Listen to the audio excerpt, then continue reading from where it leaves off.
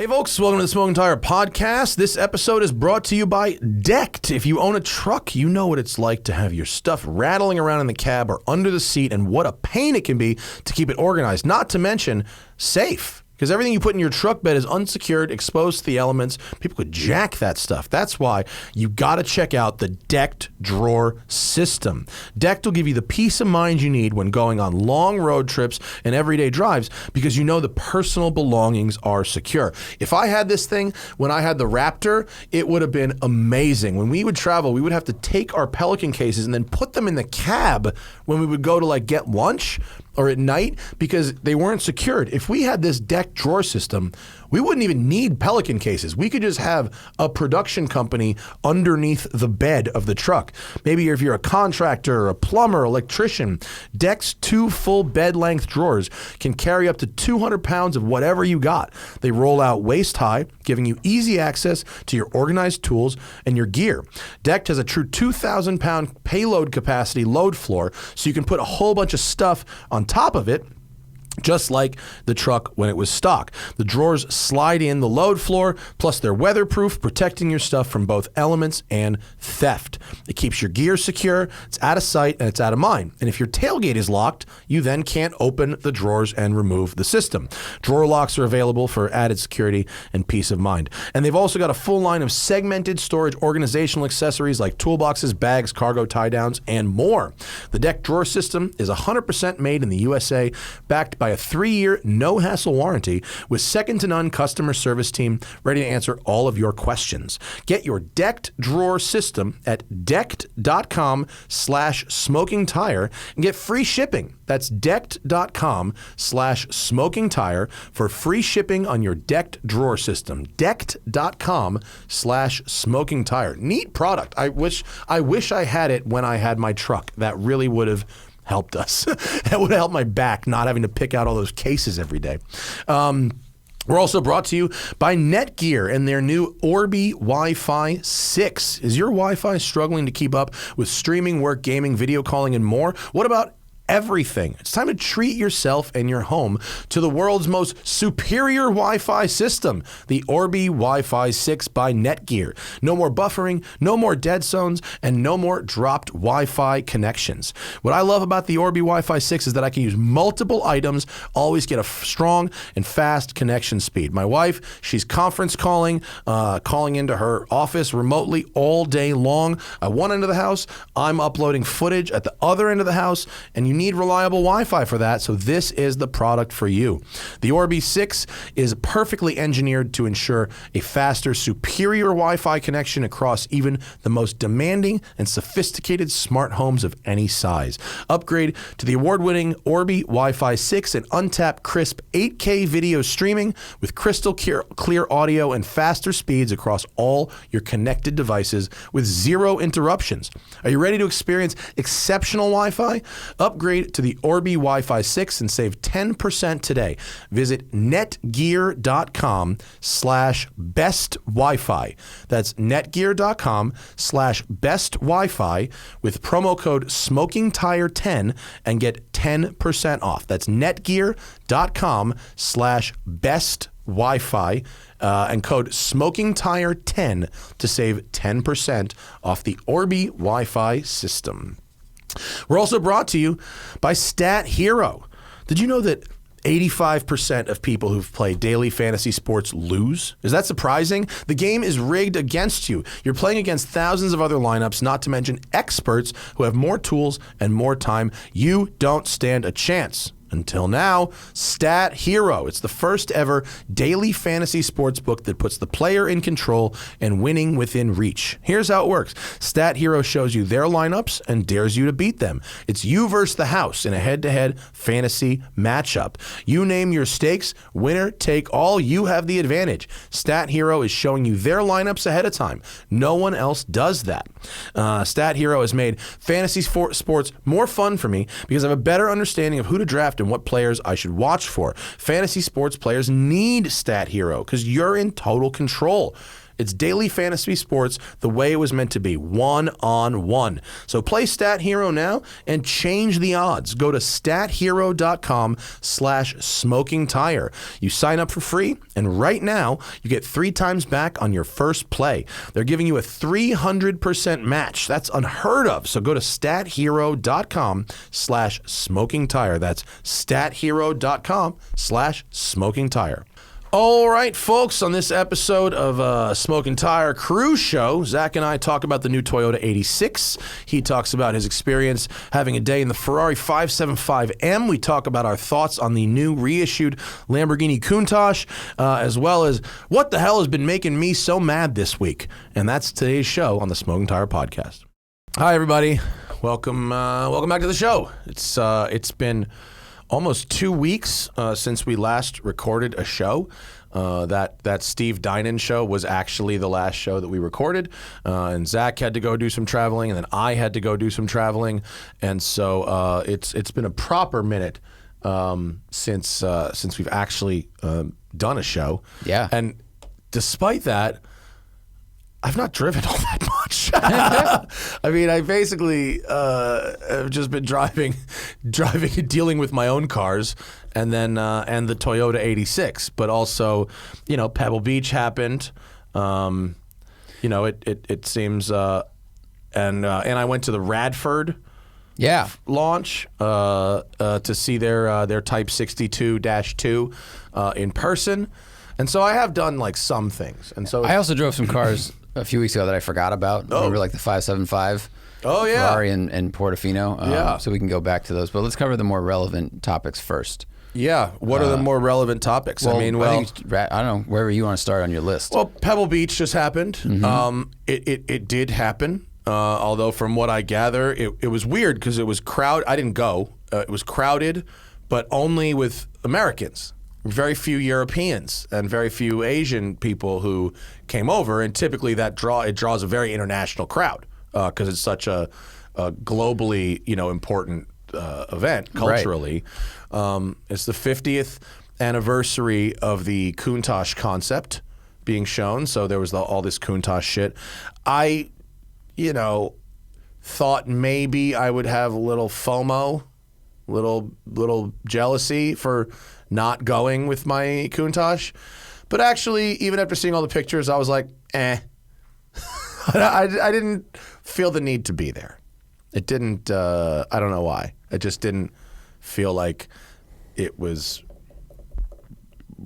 It would have been extremely expensive. I'm just going to say the main reason I didn't go is because I realized how much it would cost me, and I didn't want to spend it. That's really why. I mean, a hotel in town that week it's $1,500 to $2,000 a night for a basic, for like a regular hotel, like a Hilton or something. Jeez. So I am probably the poorest Countach owner on earth. I'm definitely in the 5% of poorest Countach owners on earth, and so I have enough to buy and insure and keep my car alive and use it whenever I feel like using it. Pretty much. Having said that, it did break down a couple weeks ago, and Donnie's got it right now.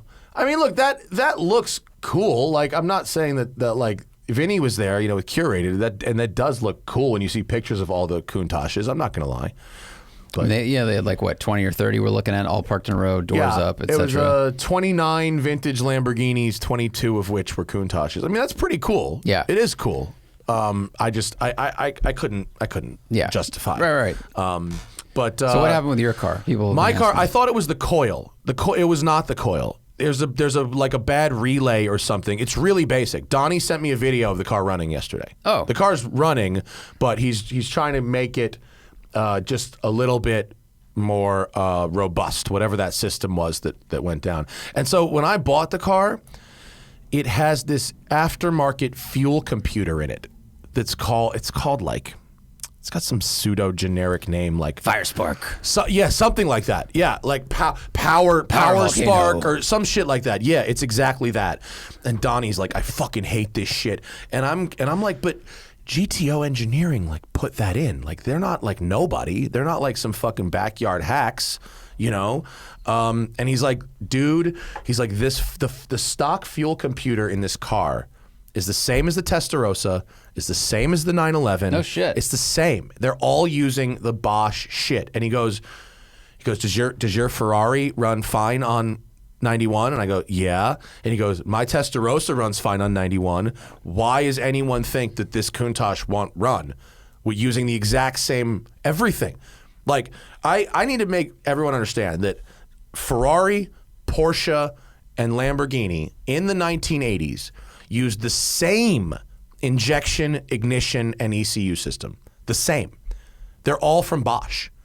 Like, they're programmed a little differently, but it's just the same shit, just applied slightly differently. So, like, because there were so few companies that, I mean, making that. And that's still the case. Like, you need something really high level. Yeah. Yeah. And Donnie's like, you know, I have an original Ferrari fuel computer if you want it. And I go, well, I have a Lamborghini, Donnie. And he goes, it doesn't matter. It's the same. Wow. Yeah, but the point is that he thinks that the issue I'm having is related to this modified fuel computer somehow. And by taking that thing out and putting it back to stock, we will solve the problem. And did he do that already? He has one of those? He has the part. He can do it. Okay. And I was like, look, if you've got time, I got time. Fucking do it now. I mean, everything you can do now is something I don't have to drive 100 miles in the middle of the desert for. Yeah. While you're in there. While it's in there. Yeah. Do all the while you're in there. And especially because he's here for 6 weeks. He leaves for 6 weeks. So if you've got the car already, whatever the fuck, just do it. But it's fine. It's running, and I'll go get it, and it'll be fine. And in the meantime, so it just had a hiccup for some reason, or it shorted something, or whatever? Some electrical short, ground, blah, blah, something or other happened. Okay. And it's fixed. It was not a big deal. Wow. Yeah. So that's good. And Pebble, as Johnny posted on his Instagram this morning, there was a special Countach class at Pebble, and the winner of that class had a wing.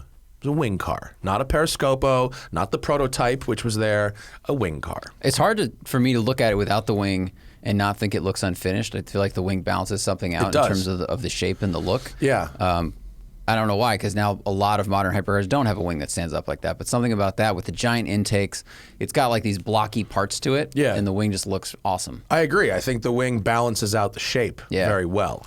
I'm definitely pro wing, although I understand why some aren't. The people who they're into the more early pure designs, as they say. Like, I get it. That's cool. Whatever you're into.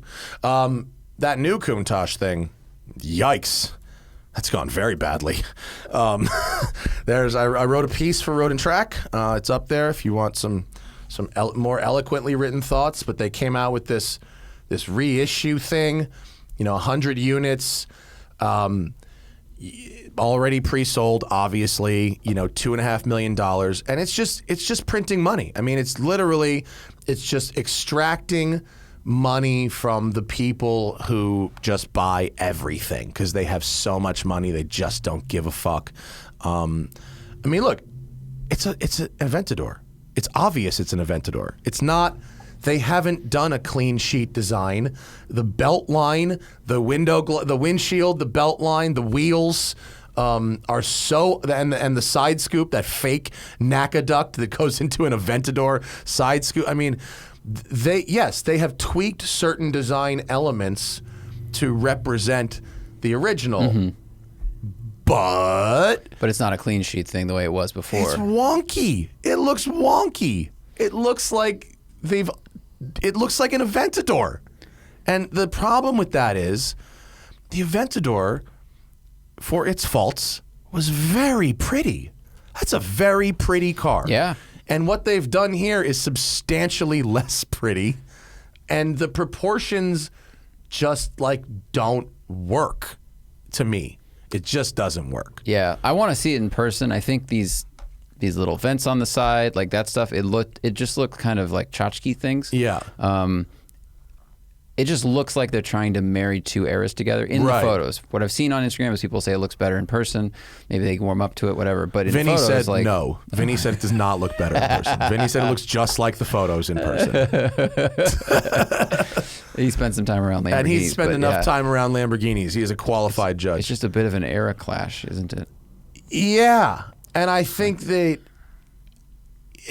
I also think it was kind of a mistake to go for the early styling one. I might have gone, if they were going to go retro, I might have gone more 80s as opposed to more 70s. But I mean, look, people are going to go, oh, fucking bitter or whatever. Actually, the most successful part is the lower half of the rear end. I think is the most successful. Taillights are pretty cool.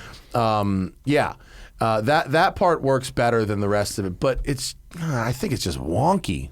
It doesn't look right to me. I just noticed the wheel wells, the arches. Yeah. They've octagoned. They them. octagoned them. Yeah, that's because the old one call had back to the original, right? Yeah, but I just don't think it works right. But that's just my opinion. I'm not in the Target demo, and obviously they'll sell them because the people who buy these things aren't choosing one or the other. They're just buying all of them. Yeah. I mean, they're just buying everything. Yeah, the number of special editions and unique things is just crazy. The volume of new cars that comes out every year. Yeah. It's pretty surprising. And the manufacturers at the high end, whether it's Aston Martin or Mercedes or Ferrari or Lamborghini, they know how much easier it is to sell 100 or 50 special edition somethings for 7 figures than it is to build a car that will appeal to thousands of people and sell it for 6 figures. Oh yeah, to do a clean sheet design for a new car for them is going to cost hundreds of millions of dollars to develop that, right? So whereas of course, this is a coach building project that makes them hundreds of millions of dollars. Right. Yeah, sell for $3.5. Yeah, cost whatever it costs to add on the bodywork to the Aventador. So I understand the business case that they all do. It's just, as the enthusiast, sometimes we're very critical. Yeah, because it just seems so cynical. You know, it's not like this. Like the Countach back in the day changed the game. It was the first time you had a mid-engine longitudinal V12. The shape was so new; it was like a spacecraft. You know what I mean? Yeah. It moved the ball forward for everybody else. Right. When the Aventador came out, it did that.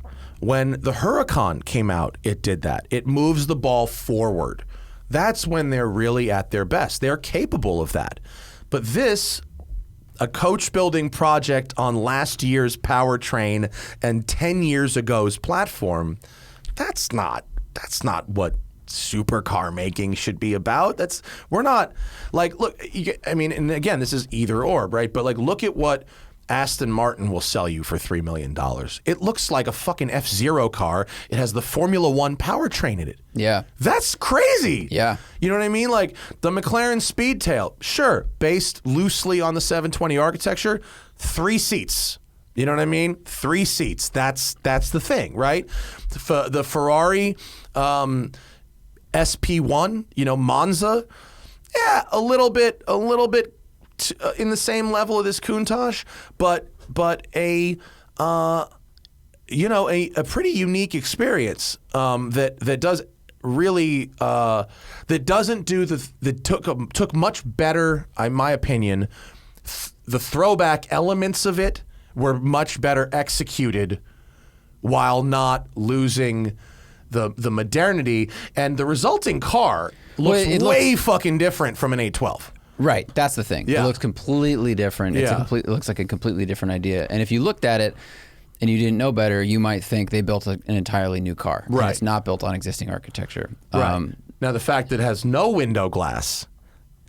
When manufacturers do these coach building projects and they're forced to use the factory crash tested, the DOT window glass, right? It's changing that greenhouse. That's when you really start to have expensive problems, right? Ferrari will do those wonky coach builds that look really weird because they let the customers do too much, but the windows are always the same because that's how they homologate the car, right? Yeah. So removing windshields and roofs and windows entirely is a tricky way to get around that. Oh, it doesn't have to fall under the same standards? Yeah, there is some, I'm sure there's some regulation, but if you have windows, they have to be the homologated windows. But no one said you couldn't have no windows. So if you eliminate a roof shape and a windshield angle and the side window angles, you remove the familiarity of the shape. Yeah, absolutely. You know what I mean?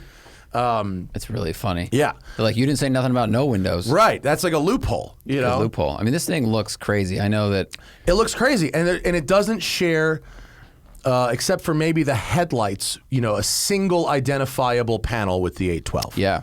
Right? Whereas the Aventador or the Countach, you see it right away. Yeah. They're not kidding anybody. Well, there's like a proportion thing you spot. You know it's the large Lamborghini. You know it's not the Huracan. Right. There's just the shape of the windshield, like you said, the tail. Yeah. Even though it looks like they made it a little taller in the back and rounder, it finishes in the same place.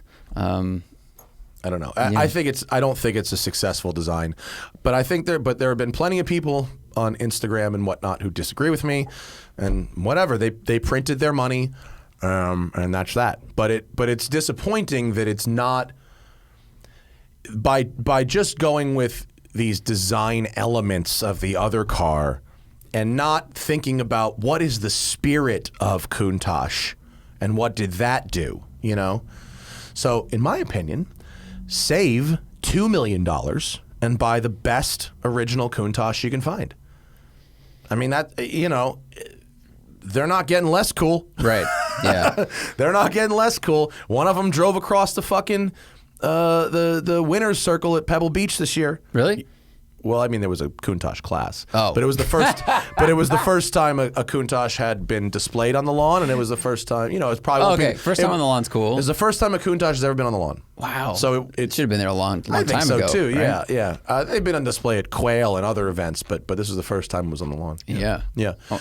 So are they going to start bringing younger cars onto the lawn? Was that a sign of our transition to that? Well, the 50th anniversary of a car is a big one. So, we'll start to see, I imagine, maybe a Ferrari Daytona class or maybe something. But I mean, I can't believe that car, which everybody loves, it's on, it was on so many walls, so important to supercars and cars in general, just landed on the lawn because it's a 50th anniversary.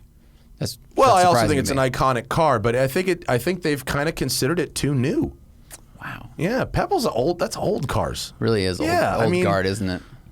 Last time I went a couple years ago, I was surprised to see some racing cars from the late '60s. Like that was like about as new as it got. Right, 917s and like Miuras and shit.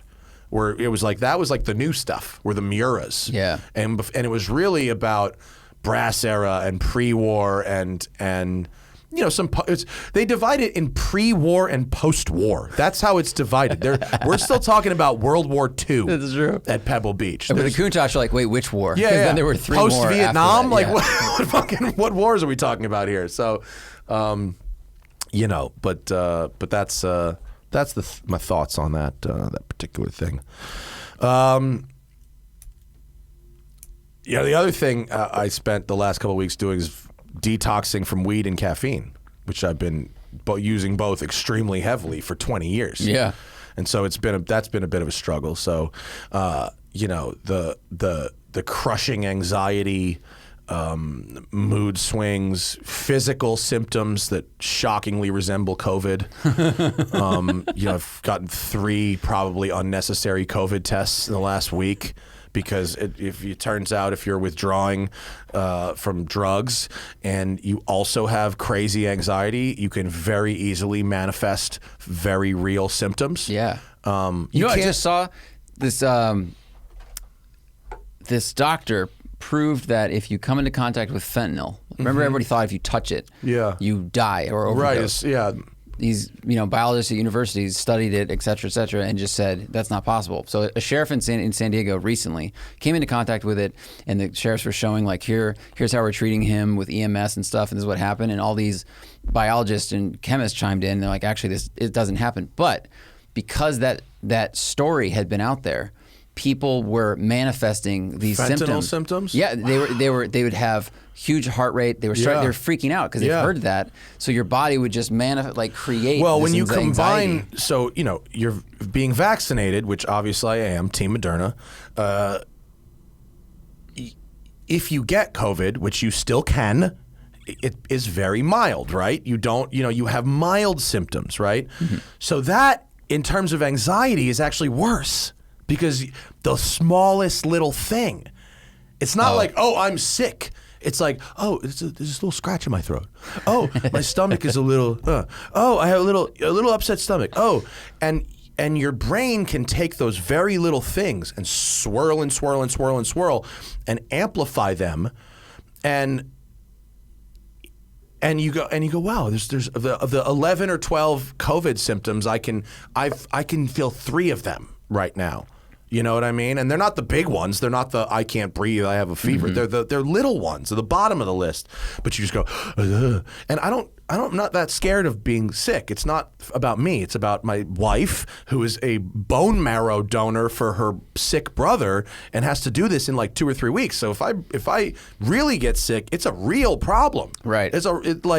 It would make waves that would go far beyond myself. So all of these things combined, detoxing off 2 drugs at the same time, holy fucking anxiety, Batman. It's funny, though, that your anxiety went up a bit because the things you were consuming were caffeine and marijuana, both of which are known to increase anxiety. Right. It's like, I thought you would be calm as hell. I thought you would just be like a seal eventually after I think 2 I fucks. should be, but it's the detox process is not that. I mean, if you pull up the list of withdrawal symptoms from heavy THC use, and by the way, I really believe that the increase in potency of THC products over the last 5-6 years is exacerbating this. And it's not to say anything bad about people who are making strong THC products, but like, there was a time you could smoke a lot of weed that was like 15% and you'd be okay. If you're smoking weed that's 40% at the same or more volume, or even if you're hitting the pens, which are 70, 80, 90%, you're fucking blasting yourself with THC. And, you know, your tolerances go up and all those things, but there is a cumulative effect of a building up of anxiety. So I cut pot, and then like 4 days later, I'm sitting with my father in New York, and we're having coffee, and I start to have the same symptoms, the anxiety, the chest thing. And I'm like, what? Holy shit, maybe this is actually the caffeine. And it turns out my father, who is he's not of the, let's call it the therapy generation. You know what I mean? He's of the head down and go to work generation, And we had a talk about anxiety, and he doesn't use the word anxiety. He would use stress. Or I can't sleep because my mind's going because I'm thinking about work. I mean, it's the same shit. It's just verbalized a different way. I'm not depressed. I'm just tired. Right, because it's not about being tough. He just doesn't have the words. He's not done that. And so I was like, I need to cut the caffeine too. So I haven't had weed in 12 days, and I haven't had caffeine in 8 days, and I'm just now starting to eat normally, sleep through the night. You're going to sleep great. I don't know. Because one of the things I was using weed for was to not have nightmares. Because I only have nightmares. But you don't go into REM sleep as much when you're on marijuana. Well, that's so sort of what they told me. But I've never had a good dream. I've only ever had bad dreams. I can only ever remember nightmares. I don't have good dreams at all. So eliminating that was a bonus because I didn't have any dreams. But I also could tell that I was tired in the second half of the day and going to bed early. So I'm hoping that like it does balance out. But like if you're out there and you have anxiety and you're using weed or whatever, I feel you. It can be soul crushing. You know what I mean? It's completely independent from other good things in your life. Good wife, good house, good job, fun cars, cats that love me, parents that love me, Right. The systems that create that type of stuff are much stronger. And they're completely internal. Yeah, they're built way long ago. Beautiful, successful people commit suicide. You know what I mean? Chris Cornell, Anthony Bourdain, people whose lives are envied by millions and millions of people because of what's going on, in here. And so, I go to therapy and I'm trying to improve myself. But man, the last 2 weeks have been fucking brutal. And combine that with the very stressful flight home from New York where my fucking case goes missing. Which has been found. I don't want to fucking to curse it, but you don't jinx it. Yeah. So I posted that picture on Instagram yesterday of the dude taking my case, okay? And that's not someone stealing. That's someone who literally was just grabbing pelicans off the fucking conveyor belt and putting them on a trolley because that's what production people just do. They just see pelicans sometimes and grab them, okay? And I only put 2 pictures on Instagram because there was only the picture that showed the guy the best and the picture that showed my case the best, and that was it. So I had to go to the airport police and file a report in order to get this footage. They won't give it to you otherwise. They won't just let you sit there and look at the cameras. You have to actually wait 3 days and then file a police report, and then they will look at the cameras. Wow. And you don't get to look. They look for you. You describe yourself and you describe your bag. And so they sent me a few different images of different bags that weren't mine. And then they sent me the one that is definitely mine. But they sent me like 15 images of the guy getting the bag and wandering around and then leaving, okay? What I noticed after going through these photos a bunch is that the guy with this trolley that has 6 cases on it, one of which is mine, he's interacting and helping out this other woman who's also got a trolley with like 6 cases on it, okay? I don't have the photo, okay. But he's helping her load her trolley also, and they leave one out. So I'm like, okay, these people are together. So then I call back the airline and I go, we're not looking for a guy who checked in 6 bags. We're looking for someone who checked in 12 bags. There's no fucking way there's more than 2 of these people on this flight, or more than 1. Yeah. Checking 12 Pelican cases on a flight, there's no way there's more than 1. And they go, well, okay, but there's nothing. I go, you can find that person. I know you can. This is the job they've been waiting for. All you need to do is go on and find who checked the most bags on that flight, and that is them. And the guy put me on hold for like 10 minutes. He came back and he goes, we found the person and he thinks he has your case. And we've instructed him that he has to return the case to the airport. And they would not put me in touch with the guy. They wouldn't let the guy drop the case off with me. It's got to go to the airport. And he didn't give me a timeline. He didn't say it needs to be at the airport by Tuesday. He just said he needs to bring it to the airport and we'll call you when it's here. So like, wow. There's a chance that all my shit is in that case, and there's a chance that the 86 footage that I flew all the way to New York and drove all the way to Monticello to shoot is there. And look, I know I should have dumped that footage, okay? But I didn't. I brain farted when I got there. My memory card reader is for my one computer that's regular USB. My laptop is USB-C. Yeah. I didn't have time to buy another fucking dongle when I'm there. And I was like, frankly, no one's ever lost one of my bags. You know what I mean? I'm flying business class, priority. I figured like, you know, what's the big deal? You know, I've got the thing that Delta that says where your bag is going. Like, you don't really expect people to like up and walk out of the airport with your bag, especially because my bag is covered in very specific stickers. So we have learned our lessons. I will dump footage no matter what. And we have purchased air tags. And I'm going to order some cables that we need for USB-C to drive. Yeah. I have 2 of them, but I also need more and you need 2. Right. Yeah. And so, I mean, look, you want to talk about a really stressful situation. To come off... To the text I was getting. To come off a transcontinental flight, right? Mid detox, right? And I swear to God, I was being gaslit at the airport. Like, this dude took my bag, like, as all the bags were coming off, but the airport baggage people were like, oh, no, just wait. No, there's still bags coming. No, just wait. It's still, and I'm like, guys, I have a really bad feeling about this. Our flight isn't just done. The flight after ours is done. My fucking bag is gone. Just wait.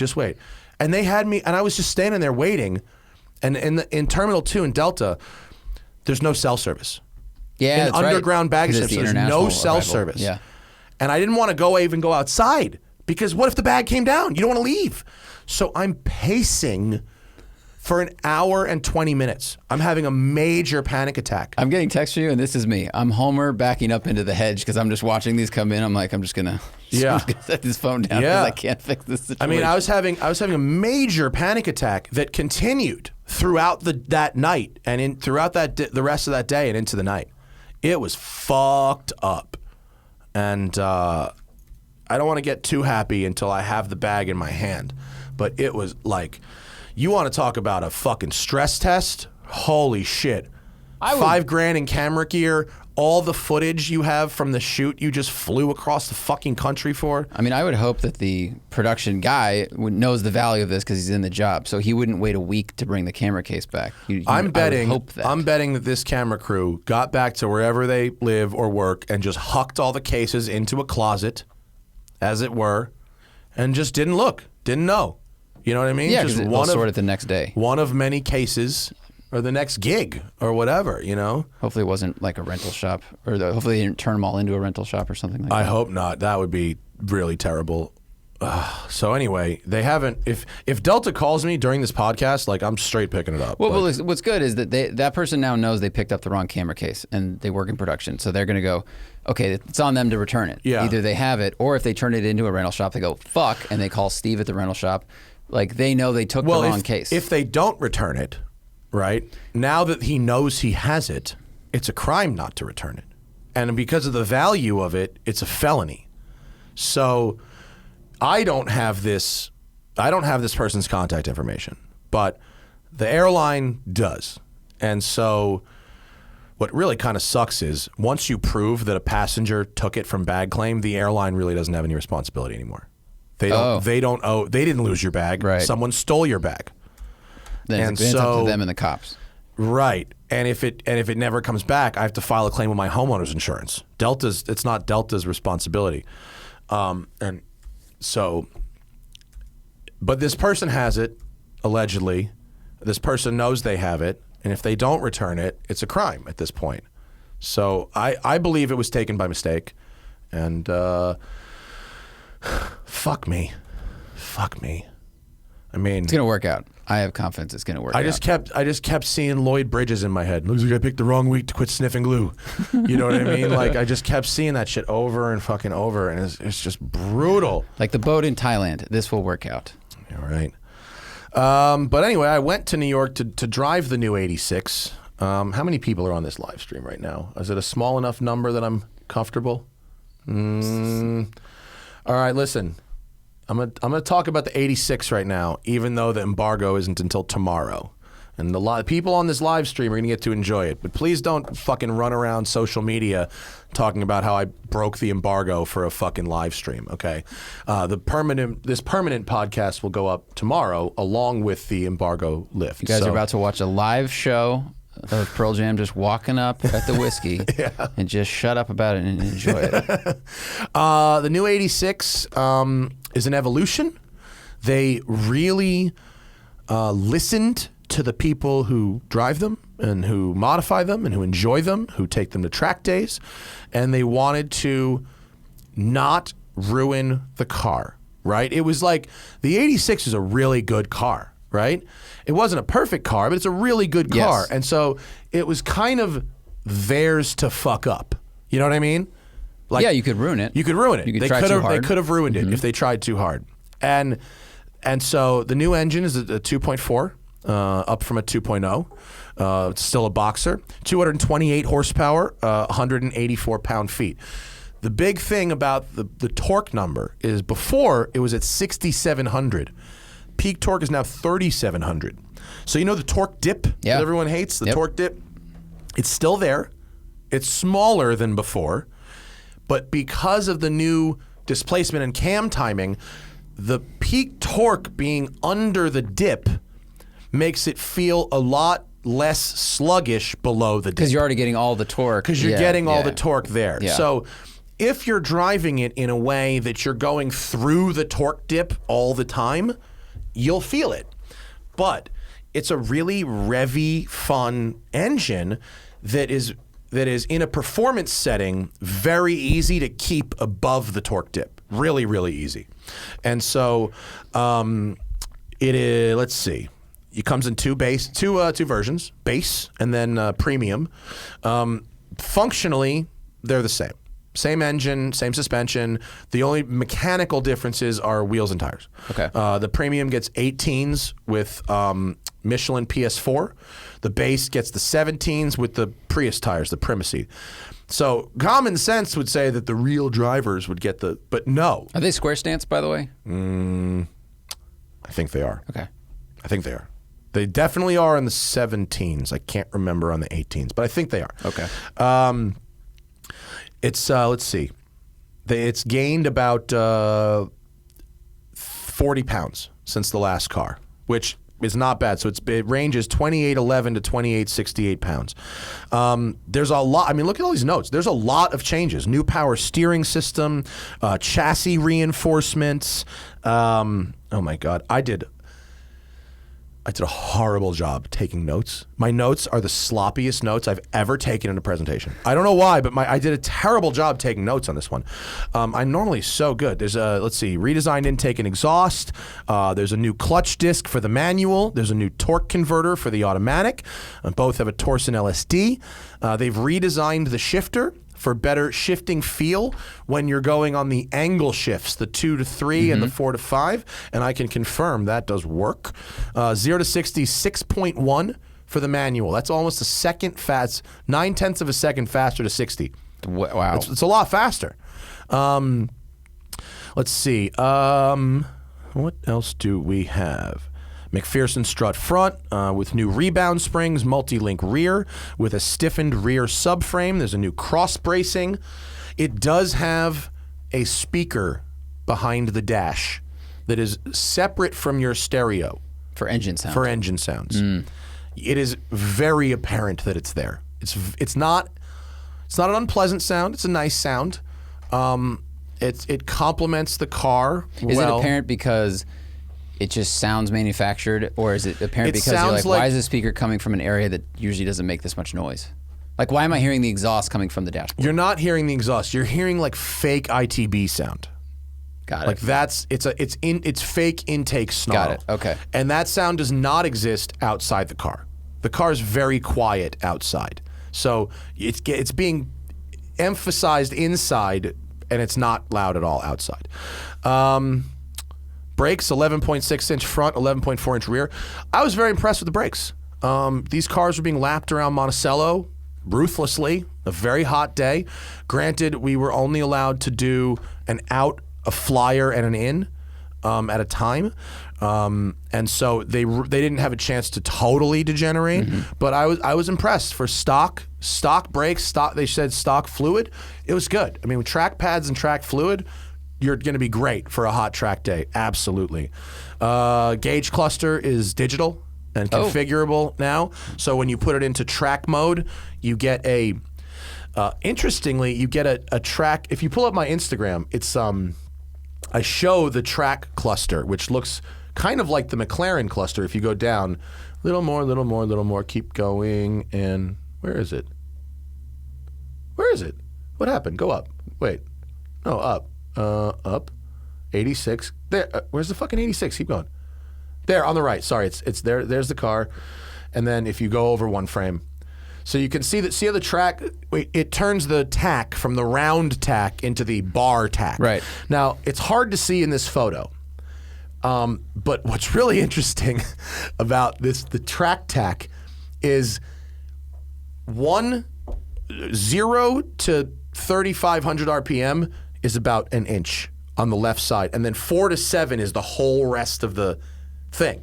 So it's a little funky. It's a little funky to like read it. You know what I mean? It feels like you're about to be at idle, but you're still at 4,000 RPM. So you have to like reprogram your brain for that. But is that just because you're not spending very much time down below that RPM? You're so not, once you get used to it, it's actually helpful. In the stick, it didn't matter so much. You know, it is at the track and at high performance settings when you're only using the top half. Yes, it is helpful, but in the auto, where I was trying to use the paddles. And if you've driven an auto one before, right? They're pretty good. Yeah. The paddles are pretty responsive. Like for an auto, it's a really good setup, actually. And they haven't ruined it here. It's still good. But in this gauge, it can be misleading how much room you have to grab a gear. Oh, yeah. To go down a gear, especially from third to second, it has to look like you got to be at about 4. It won't give you the gear above 4. So you're like almost off the tack at the bottom before it will give you that down gear. And you're like, why won't you give me the gear? And you're like, oh, It's just because I've only gone from 5 to 55. It's a non-linear tack. Right. Yeah. Right. So once I reprogrammed my brain to be like, just look for the 4, it's fine. And in the manual, it doesn't matter so much. It's more intuitive how much room you've got than grabbing. Still 6-speed auto. Okay. Still 6-speed auto. Still 6-speed manual, obviously. What else is on my? It's base price under $30K. A whole line of GR branded performance accessories, including exhaust, wheel suspension, quick shift kit. They have a whole line of performance parts that are going to be warranted and carb approved and that whole thing. Smart. And you know, I was really impressed. It corners so flat, but it's not. It doesn't have to be so stiff to do it. Right. They've actually even lowered the center of gravity even more, 1.6 millimeters lower. That's not much, but it's something. And it took a lot to do that. They had to move a bunch of shit lower in the car to do that. It already had a very low center of gravity, by the way. So it corners like crazy flat, but without, you know, some active suspension and shit helping it. It's just have a lot of sway bar, but the suspension still compliant? It's just natural properties. Are soft, but also flat. Love it. So perfect. I could fucking smash curbs, full power. You know, on the back of Monticello, at the end of the straightaway, it tightens, and then there's a chicane at the top of the crest, right? With high curbing. Yeah. So you kind of just catch the first one a little bit, but the second one you just yump it straight across, right? Like turn 3 at Road Atlanta, right? You just fucking cut it and you bounce, right? So I hit it hard, and when you bounce it, you go flat, and you can feel the diff spooling up that outside tire. It's awesome. It's like a really good setup. Yeah. And with the stickier tires of the two, the Michelins, the cornering speeds, you know, it's not a ton of power, but Monticello's a really big, fast track. Yes, it is. And I was having a great time. I wasn't going, I need an extra 100 horsepower here, like at all. Like third gear is really nice and quick and powerful around Monticello. Like it was not slow. And with the upgraded tires, like your cornering speeds are like Boxster, you know, levels. Yeah, because the car's light. It's got good balance. It's got good center of gravity. Even the last one, with the BRZ TS, I think, like I drove that at Streets of Willow with sticky tires, and you can just go into corner about as hot as you want. Yeah, and they the feel cornering really speeds good. are super, super high. And These are great cars. Although it's not a ton of power, Monticello doesn't have any super slow corners either. They're all you go to second over that when you're bouncing it off the chicane. Otherwise, it's all third and fourth gear pretty much for that car. So keeping it in that power band in third gear and the really high cornering speeds allow you to maintain a momentum that benefits a car of lower power. It's really quite a joy to drive. Downsides, they took the knee pads away. And so now, if you have no idea what I'm talking about, when they launched the 86 back in, 2011 or whenever the fuck that was, the shape of the doors, right, where you would have the window switches on the doors. There you go. Pull that picture up. Does that have a pad on it? Is that going to load? So if you're looking at this photo, on that, you're looking at the passenger door, right above where the speaker is the window switches, right? And the seats, although they look like they have bolstering, that bolstering is not particularly effective. And so you have to brace yourself using your knees on the center tunnel and on the door. And we all complained about it in the beginning, and they put pads there. After a couple of years, they put pads there. Well, in the new car, they took the pads away. And so I had a bruise, literally a red, swollen bruise on my left knee for 3 days after a track day with this car. I don't know why they took these pads away, but they fucked up. I wonder if they improved the seats, or they thought they improved the seats, and we don't need the pads anymore. Well, interestingly enough, in the press presentation, which was rife with errors, they said they had the pads. And then when I got to the track, the cars didn't have the pads. And I was like, guys. Because they had them on the trans tunnel also, right? Both sides. Yeah. Yeah, well, they're gone. And for some reason, the press presentation said they had it, but they don't. The aftermarket right now is so excited. They're like, oh my God. We're gonna make the pads. Fucking aftermarket people, this is the scoop. The scoop is there's no pads. That's the fucking scoop of this car. Everything else about it, besides that one thing, I thought was fabulous value for money. It was brilliant fun. I mean, it was genuinely. I mean, obviously that 718 Cayman T. Is that so? That is stitching above the speaker. Is that not soft fabric? Is that like fake red stitching on plastic? That may be a slightly padded speaker cover, but it's basically the hard edge of that. It's the the top of that where those meet. Panel where it meets the switches. It goes right here. Yeah, and that's definitely hard. Definitely hard plastic. Yeah, and I'm telling you, it left a nasty bruise that really, really hurt for a couple of days. And so that to me was like a major oversight. Other than that, I mean, this is a really, really impressive product. That's the old car you just had pictures of, by the way, not the new one. You know that, right? There's their website. That was. I'm gonna look for that picture you pulled up was the old car, but still, it was a really impressive product. It was very fun to drive, and my favorite spec was actually the base because when you've got balance that's that good and low center of gravity, but it moves around so much because the tires are so loosey goosey. That it's that is the pad. Sorry, that's the last gen. So I was showing last gen on you their were showing. site. I'm sorry, you were showing a last gen car with the pad. You need to get the new interior for the new car. That's so you selected 2020 86. They don't have the new. They don't have the new one on there yet. No, they don't have it up yet.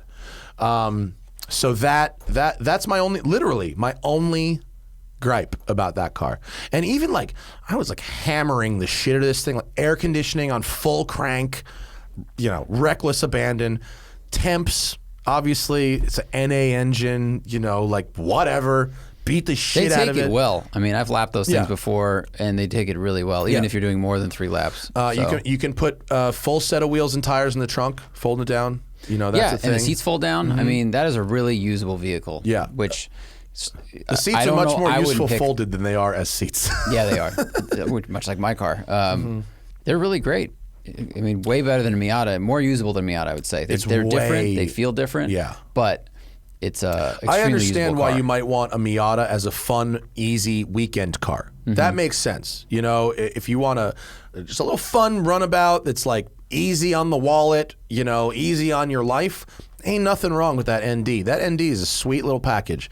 But if you just want a car, you could this could be your only car. Yeah. You know what I mean? I wouldn't want a Miata as my only car. Yeah. If you want most of the fun of a Miata, but you need it to be more usable. Yeah. Yeah. I think it is as fun as a Miata. I mean, it's just not a convertible, but it's dynamically it's excellent. And it was theirs to fuck up, and they did not fuck it up. I mean, they really put together a very nice package that I think will really appeal to a lot of people. Yeah. Yeah. I wonder how many they sold of the first gen. Like, if they hit their targets or not. I mean, we don't need to look up the stats, but I wonder if I guess it's been enough of a sales success that they re-upped it. Yeah. And we, in trying to figure out what they're going to do with GR, we've realized GR is going to be sports cars and sports cars accessories, and TRD is going to be trucks. Okay. That's pretty much how they decided to break it down. They've committed to this GR thing. Yeah. So Gazoo Racing is doing really good shit in racing. Right, so, but it's really about the brand recognition in America. Yeah. Which they had very, very little of. Yeah, it's just taken some time which the to really... didn't really help. It did not help that, but it took a while to promote GR enough and bring them to enough people and show us who they are, on the internet and whatever, to finally just go, we're going to add this name. Everybody goes, oh, cool. Yeah. GR Yaris, that got a lot of press. That probably helped. So, well, either way, whatever you want to call it, 86 GR86, it's a very nice little package, and I think if you liked the first one, you'll certainly like this one, and if you didn't like the first one, because the powertrain wasn't as fun as the chassis, they have improved the powertrain suitably in ways that go beyond just saying it's got an extra 25 horsepower. Yeah. It's the way that power and torque is applied versus the gearing and versus the balance are very, very good. So, but the pads, I mean, it's a weird oversight to get rid of, especially because it was just it was so okay, you fixed it now. They just went back. What are you doing? Stop. Besides that, very, very good. Anything else on the agenda? NHS Nizza has announced an investigation of Tesla's Autopilot feature and whether it has been safely deployed or not. Wow. Better fucking late than never. The investigation covers almost 800,000 vehicles, or every Tesla sold with Autopilot. If you haven't listened to the Missy Cummings podcast we did a couple weeks ago, we learned, we know this is not a safe system. This is a very dangerous system.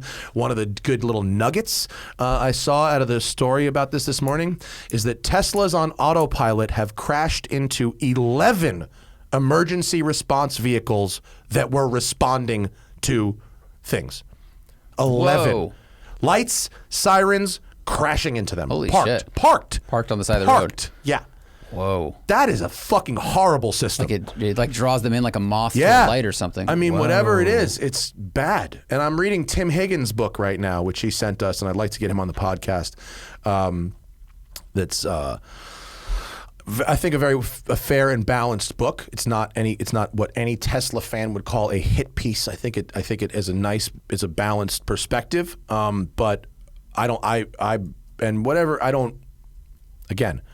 don't dislike cool electric cars. I dislike fraudulently marketed semi-autonomous software that doesn't actually do that. And so if NHTSA actually does, I'm sorry, I forgot. I'm blanking on the name of the book, and it's called Bet of the Century. Excuse me. The Bet of the Century is what the book is called. I like it, and I'm just happy to see something is being done. I mean, because as we've said, so many people believe that if this was such an unsafe system, how could it have been allowed? When the truth is, when you're in a culture of fuck it, roll it out, and let the regulators catch up later, unfortunately, that is. Well, I guess they are. Did you see the Car and Driver article where they tested all the various cars' autonomous systems? Yeah. And they figured out that none of the cars are really good at detecting when there's no driver in the driver's seat. Yeah. Like, they had to do some stuff to trick them. Like, I think with Super Cruise, they had to make like a pair of glasses with fake eyes in it and just hold it up. Or some of them was put a little weight on the steering wheel. But all the vehicles, they were able to get out, they were able to activate whatever the technology is, get out of the driver's seat, sit somewhere else, to keep the seatbelt buckled in and stuff like that. Yeah. Because isn't there a weight sensor in the seat for the fucking seatbelt? Yeah. Well, they kept the belt buckled in, but like you're saying, it has a sensor to detect if the belt is maybe not in the driver's seat. But I think that it seems like a simple solution for people getting it. Well, one car company's like, why are people doing this? It's like, well, idiots are idiots. So can you add another sensor that will detect when the weight goes away while the car is moving, and then it deactivates or threatens to deactivate Autopilot, which is also scary because like if someone hops out of the thing, it can't deactivate it in 2 seconds, but I don't know, slow to a stop over time. Like, I don't know, it has to do something. Yeah, I mean, there needs to be the idea of that sort of the car that keeps going down the road if you fell asleep. Like the defenders of this technology will say, well, that car would have crashed if it was not. If this person fell asleep while driving and it didn't have this feature, the car would have crashed. Well, that's an argument, but since it does have this feature, why is the car not pulling over safely and stopping? Why is the car just going to keep going? Because eventually it will crash. Eventually this person, if they remain asleep, it's just a matter of time. Well, but think of the complication there, because I agree with you. In an ideal world, that would be the feature I'd want. But if it needs to pull over, it needs to be able to determine there's enough room on the shoulder, there's no emergency vehicle there, because it can't just come to a stop in the lane it's in, right? Because it'll get hit from behind, right? Like that's liability. Is it going to pull over in the right place? Does it have the sensors and technology to know when there's a shoulder versus no shoulder? Like, yes, it should. Needs to. Absolutely, I agree. It needs to. That's what they have to have. Yeah, these are why. Going back to the Missy Cummings podcast, you're saying it's so complicated because there's so many variables on Earth versus designing Autopilot for a plane or a rocket ship or something like that. And that's why, geofencing this stuff to areas that you really have total control over, at least for now, is the only way to really keep people safe. Right. And the reading Tim Higgins' book when Elon is doing his fucking bullshitting about how the cars are much safer on Autopilot. Literally, the book talks about the engineers and the executives back at Tesla are like freaking out, going, why is he saying that? Where did he even get those numbers? That isn't true. Like, his own people behind the scenes We're like, what the fuck is he doing? Why is he saying this shit? It's not true. Oh my God. Yeah. Yeah. I mean, his philosophy is say it and then figure out how to make it true. And if you can't, you're fired. That's literally how that company works. So it's full of yes people and people who are attempting to make impossible things look possible, seem possible. Right. Say you're going to do the thing, and then you might move the ball forward because of pressure. Right. Interesting. Or you hope he forgets about it and moves on. That's another one that keeps coming up in the book. Hope he forgets about it. Don't say it's impossible because he'll fire you. Say you're working on it and hope he forgets about it. That's an actual strategy. Or it seems like there's things that they've moved past because they are impossible. Like the solar panels on all the charging stations, like that didn't happen for whatever reason, but that was something it was impossible. said. Right, because it's impossible, expensive, math is a thing. You know, all that crap. So then they just forget, and then they move to the next thing. Yeah, yeah. It's so. I mean, shady. we're in a very new era, and the shit is happening too quickly, and now, like you said, the regulators are going to catch up. I was reading Niedermeyer on Twitter this morning, who was analyzing the NHTSA report, and he said the difference between this report and other reports is this report, they're really using the very correct, specific terminologies for each of these technologies. What would the other ones do? Well, they were referring to the technologies in a more general sense, or referring to it as they were using the language of AV engineers as opposed to a legislator's language that doesn't necessarily know about it. And I don't remember the exact acronyms because I'm not a fucking legislator. But if you go down his Twitter feed to like just this morning, go down, keep going.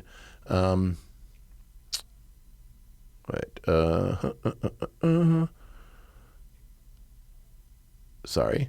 Where is that from this morning?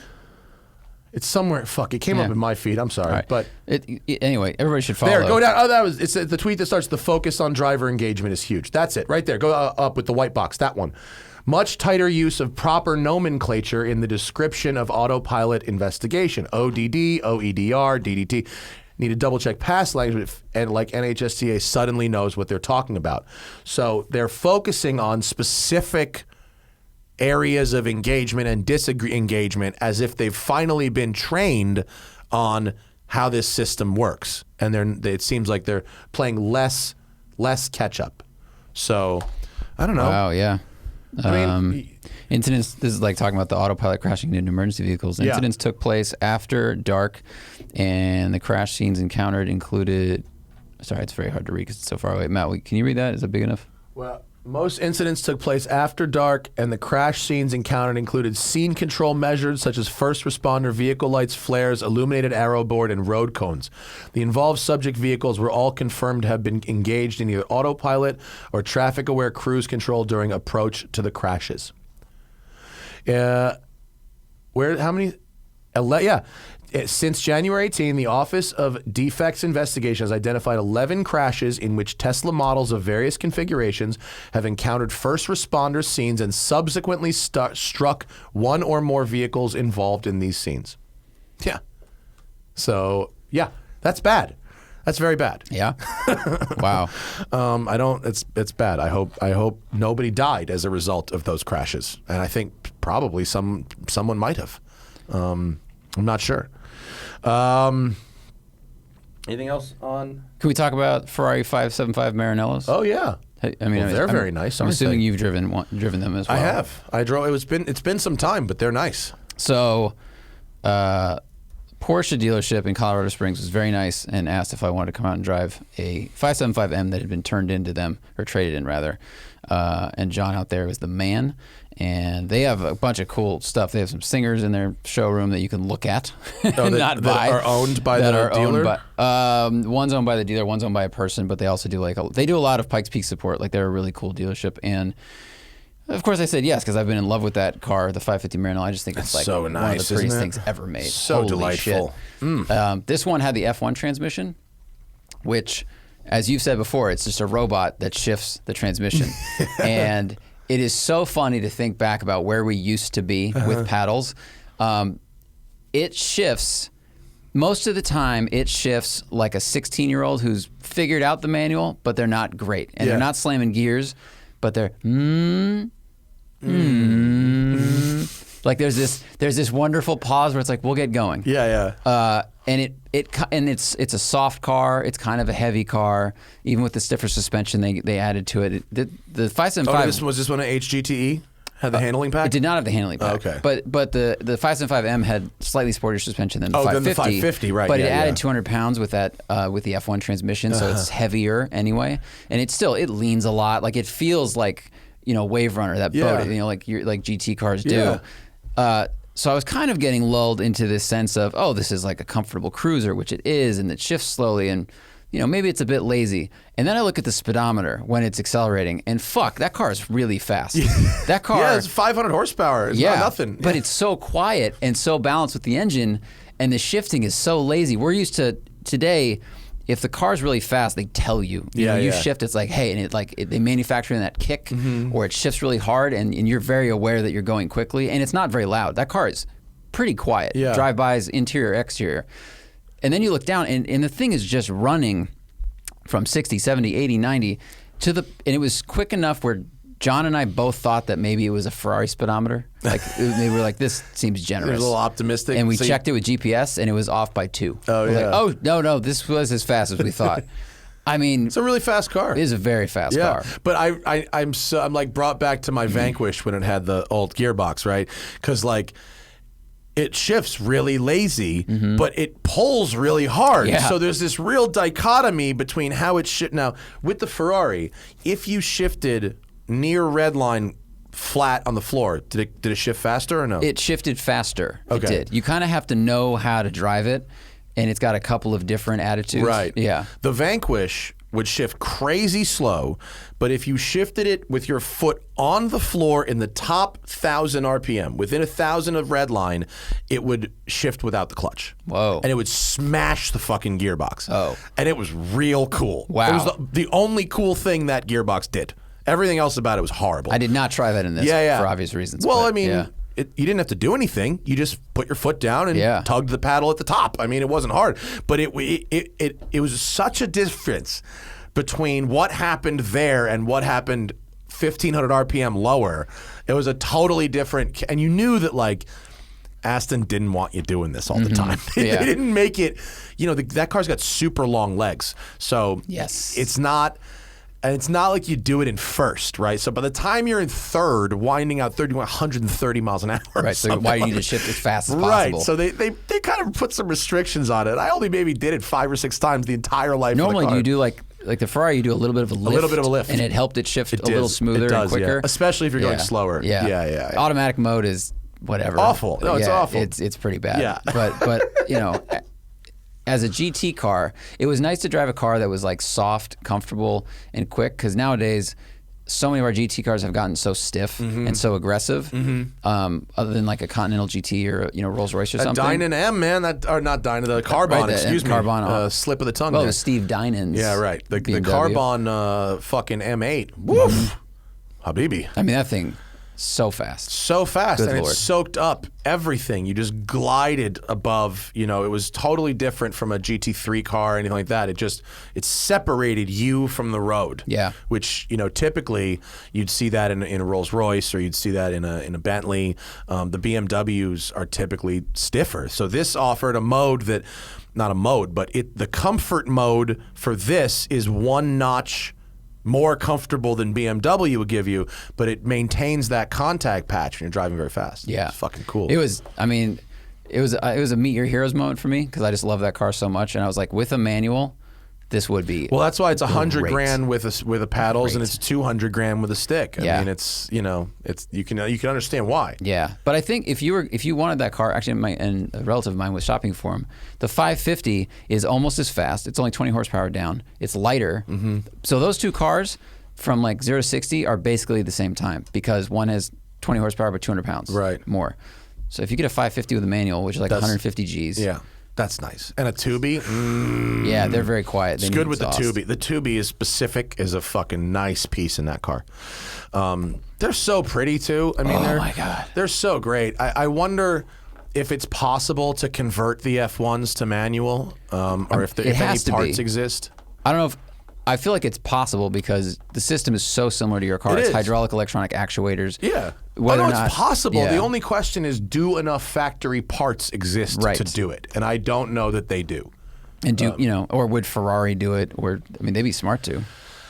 Ferrari they would be smart to in order to make money through a classic department like Aston Martin does. But Ferrari would never admit that they had sold a substandard product in the first place that needed re-engineering. Yeah, because Aston Martin is sort of like, they needed money so bad that they'll be like, yes, that was shit, and we'll fix it for you for $50,000. We'll do anything you want. Yeah, Ferrari would be like, no, that was perfect then, and how dare you for thinking it wasn't? Yeah, because when they released the 575, it was only with the F1. Right. And it became a manual later also. Yeah. Yeah.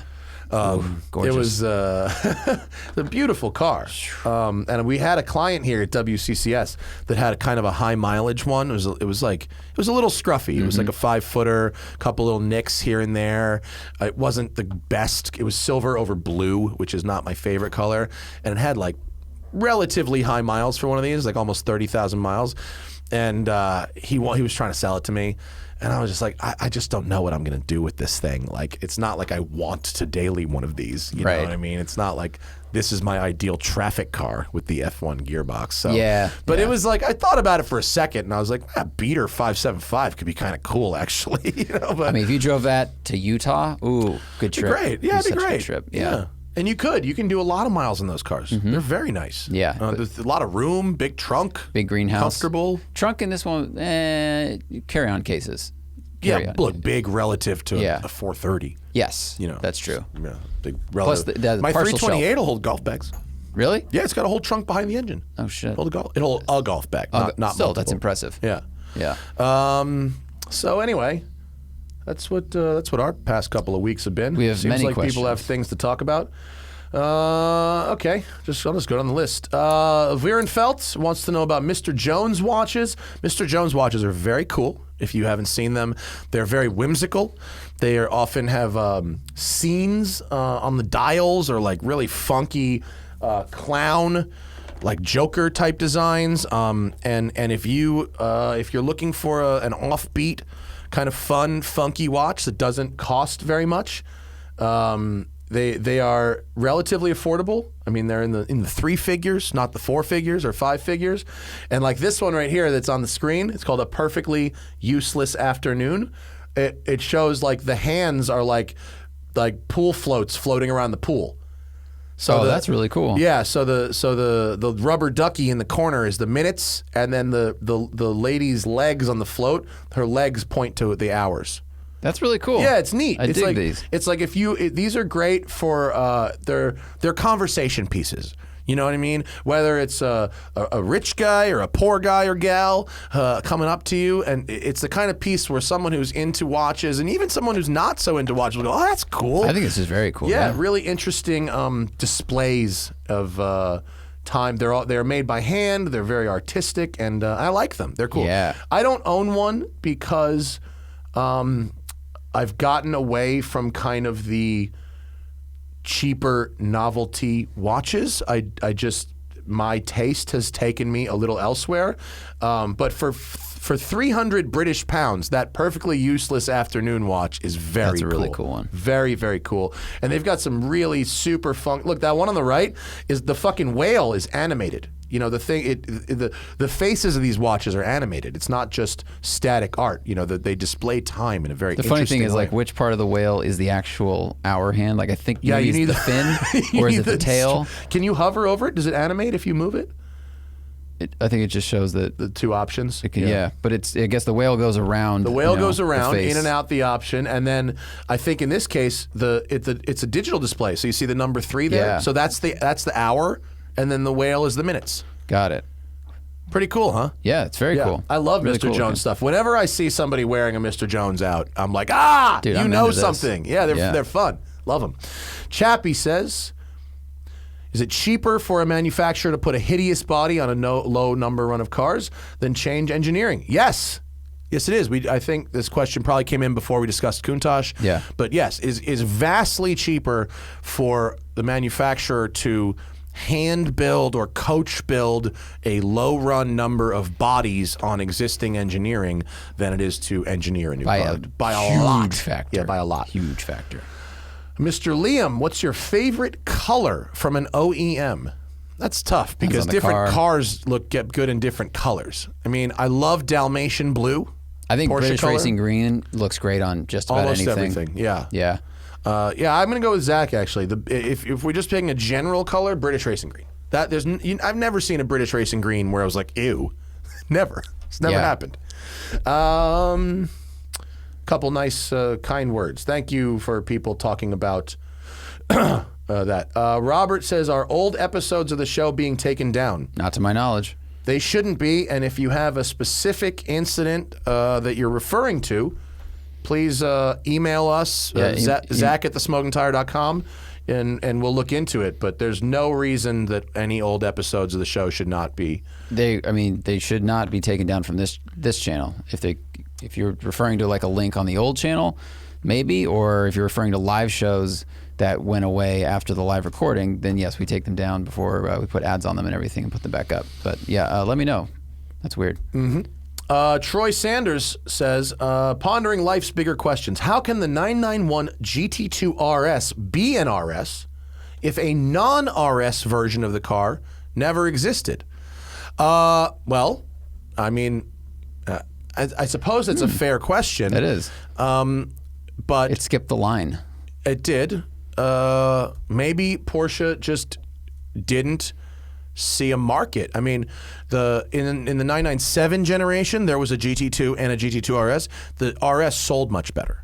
The GT2 didn't sell as well, and they're actually few. They're rarer. Well, and nowadays you have like a Porsche Turbo S. If they made a regular GT2, right, I think it wouldn't be that separated in terms of feel and power and performance from an all-wheel drive Turbo S. It would be rear-wheel drive Turbo S basically. Right. And I don't know what the take rate would be. Well, and they might have also thought that if we're going to shove this much power at a rear-wheel drive car, it needs this other shit. Right. It needs the wing. It needs this other stuff, and it would be perhaps socially irresponsible for us to sell the car without it. And so that's probably why. And also, there's more profit in an RS product, and it doesn't necessarily cost them much more to engineer it than it would cost to engineer, a non-RS, right? And you can get RS Weissach, you can get an RS with comfort seats, and so I think that they felt the products would probably overlap. Yeah. Thomas Harrison Lord, are we hyped for the new Integra? Yes. Did you see the pictures? I also saw the headlight a little photo. rendering. I am excited. I think I got a little wink when I went up to do the TLX A-Spec or TLX Type S at Laguna. I got a little wink that there was going to be a thing, but I am excited. I think that what has been really missing I missed the RSX. I thought the RSX was a great product. Saw one yesterday. That car is really held up from a design perspective. And so I'm pro Integra. I mean, if it's a you think it would be a platform sibling with the Civic? Yeah, probably. Yeah. Well, if it looks like that rendering, which I mean that's like a random person. Well, I don't think it will because the headlight photo that Acura tweeted doesn't look like this headlight. Okay. This rendering is gorgeous. That rendering looks pretty cool. It's done by a random person, not an Acura person. But there's a variety of people. I mean, I think it looks great. I think the renderings we've seen have elements of past Integras, but also a little Lexus LC500, maybe. It should be, if it shares with the Civic's a good platform. The Civic can be a great handler, as we know from the Type R. Yeah. If it looks cool and it's not overpriced, great. You got a good product. That's what Acura needs, at least in terms of gaining the enthusiast market back. Yeah, and I hope it's not hybridized. I want it to be light and I want it to be revvy. Yeah. And so that's what I would like to see. Isaiah says, do we know what the highest mileage Countach out there is? I don't know what the highest mileage is. I know of a car that has 95,000 miles on it. Damn. That dude's name is Casey. He lives in Los Angeles. It's black. It was at Radwood like 2018 or 19. You found a forum thread? Lamborghini chat. Someone said 70,000. In the main, let's see, 60. Let's see, 70,000. 80,000. Oh wait, John Whitting's QV has excess of 100,000 kilometers. That was 2008. Oh, here we go. Lambo Miami. That's the lowest mileage in the world. I don't know. I mean, there's definitely ones with over 100,000 miles. Yeah, absolutely. I mean, if John Whitrig still owns this, it had over 100,000 kilometers in 1998. Yeah. Wow. So he's probably Cool. still cruising. So that's excellent. I know that there's a bunch. I mean, there's two kinds of Countaches. Ones that never get driven and ones that get driven all the time. There's almost nothing in between. Mine at 34,000 kilometers is kind of an anomaly. It's a sort of the low middle end of the driver quality ones. Mm-hmm. I see way more cars that have 50, 60, 70,000 on them than I do cars that have 10, 12,000 on them. I see a lot of 500-mile, still in the plastic, parked when new, and I see a lot of really high mileage ones. Yeah, which is good. Weirenfeld, that's correct. It is the Permatune ignition box. That's what it was. Generic sounding name. Permatune ignition box was what was put in the Countach. Let's see. Treviso says, on what car has your opinion changed the most from your initial impression? Fair. My initial impression of the Toyota Supra, current generation, was that it was okay. Driven in isolation on a racetrack with no other cars, sliding it around, I had fun. I then, a couple months later, drove it back to back with a bunch of other cars at Road and Track Performance Car of the Year, and it was awful by comparison. Wow. It was awful. And I was disappointed with it on so many levels. And then when I got them as a press cars later, I remained disappointed. And so my initial impression, and if you see my first review, it reflects that. Versus my later videos that reflect my my other opinions. So I would say that one probably has.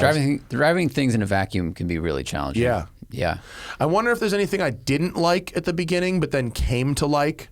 I mean, I didn't like front-wheel drive cars for a very long time, but that was just like a bias. And then once I started driving them and just driving good cars, that completely changed. Like brand loyalty, I think would be the biggest thing. Like my opinion has changed the most about having brand loyalty and how dumb that is. Right. Yeah, that's true.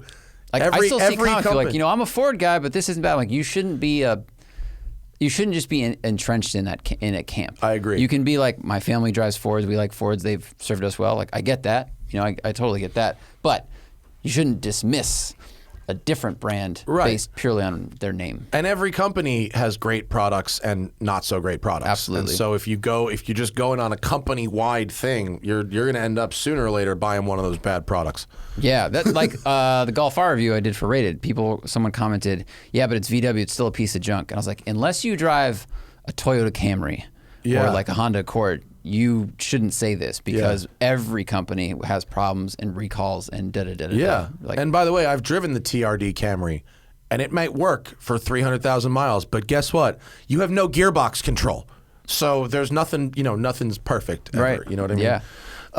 Scott McBride wants to purchase his first sports car, either Cayman GT4 or Lotus Emira. Cost of ownership resale value is a consideration. Bro, that car ain't out yet. We have absolutely no idea what the resale value is of an Emira. Yeah. Having said that, we do know the resale value of GT4s, widely established. In fact, in today's market, a used GT4 costs almost as much as a new GT4. For a while, the 2016 cars went down from 115 new to around 85 with around 10,000 miles on it, and they settled there. Then it became very hard to get new ones, and they crept back up, actually. So, Emira looks great. No one's driven one yet, so we can't tell you about that. Something about Lotus to remember, the engine is a Toyota engine, so that should be very reliable. Or a Mercedes engine. Or a Mercedes engine, that's right. But the body panels are still coming from Lotus. It's still a small manufacturer, so sometimes, if you crash one, it may be harder to get that front end for a while than if you crash a GT4 or if you damage one. So, that's something in terms of cost of ownership your time can be a little bit more expensive. If we want to go with a GT4 versus an Evora GT, which is the most recent modern Lotus I've driven, I found the GT4 to be more tightly screwed together, obviously. It's a little slicker, but the bucket seats made it harder to use every day as a car compared to Lotus's more normal seats. And the Lotus seats still did hold me in well on the track. So I actually thought the Lotus was a little more usable every day than the Porsche. And it rides softer. It does ride softer, yeah. And it's not as loud and in your face. Yeah. Both great cars. I am really excited to try an Amira. I saw Jensen was lapping one at there is a running prototype somewhere. I'm sure because we have a great relationship with them, we will get to drive one as soon as one is available. It looks promising, honestly. Yeah, it's a good looking car. Petrolhead in the M4 C63 RS5 zone. Why does the RS5 seem to get no love? He thinks it's the best looking of the three. And then he says Porsche engine. That's not true. The RS5 does not have a Porsche engine. I don't know where that came from. The RS5, doesn't it have a twin turbo 6? Yes. That's why. You've got a twin turbo V8. You've got a twin turbo inline 6 or a twin scroll turbo inline 6. Oh, saying it shares an engine with the Panamera, basically. Oh, that's fucking bullshit. It shares an engine with a fucking whatever Panamera. It doesn't make it a Porsche engine. And besides, it's a crappy Porsche engine. I heard an RS5 go by me the other day at wide open throttle. It sounded awful. That is not a good sounding Very engine. few V6s sound good. I mean, I don't want to say awful, but if I was spending $100,000 on a sports car and my alternative was a C63, you know what I'm saying? Yeah. It's just a no question. Plus, that RS5, when did that body style come out? 2008? It's pretty old. It's old. old. Tired. I mean, remember my dad had one in Yeah. 2009. They looked really good. And when they first came out, they were very good looking, but they couldn't keep up around a track with any of the competition. Right. And so it's like, look, this is the GT car. It's just a good looking one, and it's a different answer. And now, like, it's probably a little lighter in front than having the V8, but it's not keeping up with the M4. It's just they just went a different direction. Yeah. So I think that's why they don't really get the love. They usually get like a third place finish in the magazine comparisons. Yeah, and even when I drove the last V8 RS5, it was okay, but it wasn't mind blowing. I think it just depends on what you're looking for. Yeah. If you just want something that, like, back then looked good, sounded good, and was a nice executive car, like it's a good option for that. But if you want to run around a track, now that the C63 turns so well compared to 10 years ago, it's not keeping up. Right. Yeah, no, the RS5 is like, you got to go back to like E92 M3s, like the 2009 C63. Like, those are different. That's different competition than what their companies are putting out now. Blakesley Woody, if you were to recast, oh boy. Oh my God, this is such a long question. How many characters? I mean, Jesus. Recast Fast and Furious movies with people from the industry? That question is like, I'm getting an anxiety attack. There's so many cast members. I mean, Paul Walker would be Wes Seiler. I would obviously be Vin Diesel, right? Zach would be Jesse. No, you'd be the fucking kid from Tokyo Drift. Oh, you'd be the Tokyo Drift kid. Now I wish I knew more black writers to cast as black people. There's not enough. We need more. If we're gonna make this Fast and Furious movie, we need more black people writing about cars. Yes, Mike Danger, photographer for a bunch of the magazines. Larry Chen is Han. Byron Bowers. Byron Bowers. Yeah, Byron Bowers is the Tyrese character. Larry Chen is Han. Definitely. Right. Oh, Hurt. Hurt is definitely... No, Byron is Luda. Hurt is Tyrese. Right? Who destroys more cars? Because Hurt for sure. I mean, I know he does, yeah. Oh, Tyrese versus Hurt? Well, Hurt blows them up. Tyrese makes them ugly. And God, I felt bad for him. He blew that Honda engine. Like, how does that happen? All right. That's all the brain power I can devote to that right now. Okay, Zach said he was cross-shopping a Raptor and a Mustang GT, bought the Raptor, and has now done truck things with it. Congratulations. You have used the truck for truck things. There we go. Richard, what do we think about the Kia K5 GT? I have no idea what that is. I literally don't have a clue what that is. Oh, it's a Kia. Is that not? Is that what the Optima became? I think the front is funky looking. Is it front wheel drive? It looks weird. I'm sorry. I don't know if I've ever seen this car before today. Look, Hyundai and Kia have been making some decent product. Yeah, K5 is the Optima. It's the new Optima. Yeah. Okay, all right. I see them around. It's like, it's an okay if you car. like the way it looks, then it's an okay car. Comfortable, somewhat premium. I really liked the Genesis G70. Yeah. I thought the G70 was what's up. It's rear wheel drive. It has dynamics that I wish the BMW 3 Series had. The build quality was very good. I have no idea what that K5 GT costs, but if it's in the same ballpark as the G70 and the G70 is rear wheel drive or all wheel drive, I'm kind of going to go with that. Mark Bass wants to know, have we ever played Grand Theft Auto? Because a lot of the roads and drives, yes. Much. Yes, we know that the roads and cars we drive are in the game. In fact, my house is in Grand Theft Auto, which is kind of interesting. If you want to drive the exact roads we drive, Assetto Corsa, this dude named Phoenix modeled the Angeles National Forest with unbelievable detail in Assetto Corsa, and you can drive the exact roads virtually. You can drive them drunk. It's great. Yeah. It's very fun. On my friend's sim, I use the opportunity to drift a virtual Countach in the canyons, and it's very fun. So good. Yeah. Oh boy. Here's a high society question. 3 watches for a watch collection. Price range $10,000 to $45,000. Is that for the whole collection or each watch? I don't know. It's a wide range. Let's assume each watch is between. You need a steel Rolex, whether that's a GMT or a sub. That's for sure. You need a something. So that'll be that. Let's call that 20. We'll allocate 20 to that. You want something fancy, something maybe an AP, Royal Oak. That could be about 30. And then you want something that's but that's like fancy sporty. So you've got your dive watch, your everyday usable watch. You've got your fancy sporty watch, and then you want like a real fucking heavy hitter dress piece that's like a longa, like an Alonga Insuna, that A dot space Lang. Yeah, there you go. On the top there. So these guys make some beautiful, beautiful pieces, really, really next level craftsmanship. Maybe you want an FP Journe, which are amazing, or a Patek. I happen to think the Longas are really, really amazing. They're actually made in Germany. It's actually a German watch company. And they're very, very beautiful. So I'd have a steel Rolex. I would then have an AP, and then I'd have some real haute horologie for my collection. But that is a proper high society question. Hope someone asks about a Seiko to really fucking balance that one out. Which Casio to get? Yeah, right.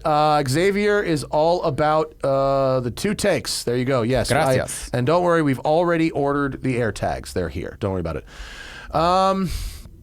Daniel Berman wants to know, what are some good ways to learn car control without breaking the bank? Autocross. For sure. Autocross. I used to shit on it a lot, but autocross. Yeah? Yeah. Autocross, the drift school, Drift 101 is it's not cheap, but it's not crazy expensive, and I think the amount you learn versus the dollars you invest are very good. I agree, because you can do one day there and you will understand how cars work so much better than anything before if you're a blank slate. Right. And then autocross, you can take those skills and understand them and use them to, if your car's rear-wheel drive. Or that's a good way. It's low consumables. It's easier on the car. Blah, blah, blah. Rallycross. Also, Rallycross is pretty good. Rallycross is hard basically on cars. It can be, but depending on where you're doing it, like if you're like in Florida, they do Rallycross at the Firm, and it's hard packed, That's so true. it's loose, but it's not ruts. Yeah, and also like winter driving. I mean, if you're somewhere in the snow, a snowy parking lot by yourself is as good as anything. Yeah, it really is.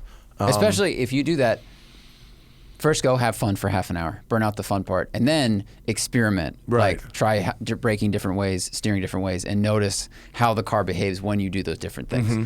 Oh, because drift school, I went there. I brought my friend Justin up there, so I went out and I'm working on some stuff with Naoki, and he brings us in for a break, and he's like, I'm gonna change some stuff. I want to set this up more like a regular car for you because it had like tons of negative camber. Mm-hmm. So he jacks the car up and does some things, and I go out there, and the first time I go into a corner, it just understeers like crazy. I'm like, what'd you do? And he's like, well, I took out 1.5 degrees of camber, I took out half a degree of toe, and then I pumped the front tires to 50 PSI.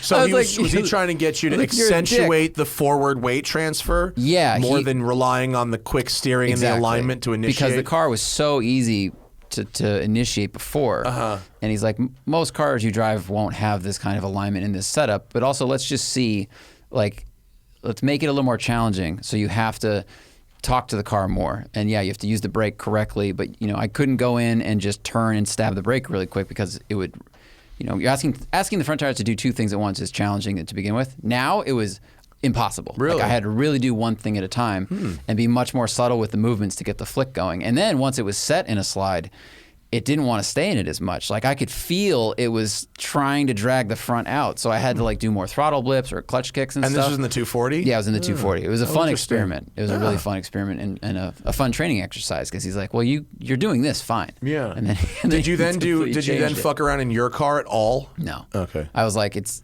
so close to going to Steve's and being healthy. Oh yeah. I was so tempted. Yeah. Zach's car is going to go to Car Bomb and Naoki was like, yo, your sidewalls are crazy. And he went over and looked at the Vredesteins. Oh yeah. And he was like, Giugiaro? He's like, what the fuck is this? Yeah. I was like, and he just kept looking like, this is artsy. Yeah. Yeah, they are. The Giugiaro designed Vredesteins are cool. Yeah, they're rad. Yeah. Are those tires holding up well? Yeah, very well. Cool. Very good. Joe says, thoughts on Mercedes killing all V8s in North America. Is that true? Can't imagine that's someone true. commented that they're just taking a break and then bringing it back. What does that mean, taking a break? I don't know. I can't imagine that's true. With the Maybach isn't going to have a twin turbo V8 anymore. How's that going to work?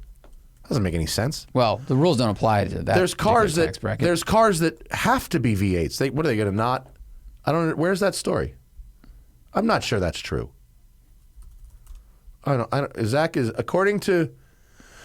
Okay, hang on. Let's see that. According to British publication Autocar, Mercedes-AMG is dropping the characteristic V8 engine from its range, starting with the next version of the midsize C63 in 2022. I mean, these stories are from 2019 that these popped are old up. stories. So, this says the next gen C63. That doesn't mean like they're not going to fucking sell an S-Class AMG that's not a V8 or the SUVs. That would be silly. I don't know. If someone in the chat has a link to a current story, throw it in there. I'll keep an eye out for it. Yeah, I don't think that's a true story about all V8s. Let's see. Jason Carey says, with the crazy used car prices going on, good Fiesta STs are $20,000 plus cars. Is that still worth it, or should I look elsewhere for my next car? It's a terrible time to buy a car. $20,000 plus dollars? Yeah, I wouldn't. Holy shit. If you can avoid buying a used car right now, I would avoid buying a used car right now. I mean, if you can wait this out, I mean, granted, there is no replacement for the Fiesta ST. If it's like, oh, I want a Fiesta ST, but there isn't one, what should there Veloster? isn't. But that's $10,000 more. The Veloster N is $29,000, not 20. Well, I mean, if he's saying 20 plus, like. Right, but they were $17,000. I mean, right, I know. That's what they were, right? And I wouldn't want to spend over 20 on a used Fiesta ST. No. Because they're really fun, but from what I've heard, they're not that durable. Right. Once they so now you're spending new car money, nearly new car money, on a very used car that isn't super reliable. Right. I mean, well, it's not that it's not reliable, but I don't think they hold up to 80,000 miles of that's of what I abuse, mean. Yeah, right. You're gonna start breaking shit. Yeah. Jeez. I wouldn't spend over $20,000 on a used Fiesta ST. I just wouldn't. I'd find a used. I'd find a used Veloster. I think maybe something with lower miles. Wow, that's too much. MB is Frenchie. Can't sleep. Trembles from anxiety. How do I deal with it? I mean, I dealt with it by smoking weed at an enormous quantity for 20 years, and now I'm trying to deal with it by dealing with it. as opposed to having a crutch that takes me out of the moment. I'm trying to stay in the moment, accept the feelings that I'm having, not let them run the rest of my life, but to actually have the feelings that I'm having. And I may learn that after a month of detox, when I've got nothing in me, that the feelings are still overwhelming and negatively impacting my life, in which case maybe I'll try medication. I've talked to some friends about the ketamine therapy that people are doing now, where it's a controlled dose of ketamine combined with like a meditative like sort of thing. I'm not that into supervised, yeah. Yeah, it's supervised, and it's like a lozenge they give you, and maybe that. But I mean, what I'm really hoping is that once it levels out, that it levels out. I mean, that's kind of what I'm hoping. Yeah, don't start thinking about solutions if it continues yet.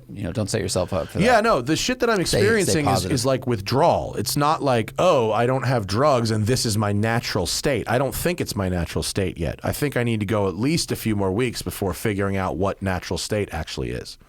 I have thoroughly saturated my body with THC.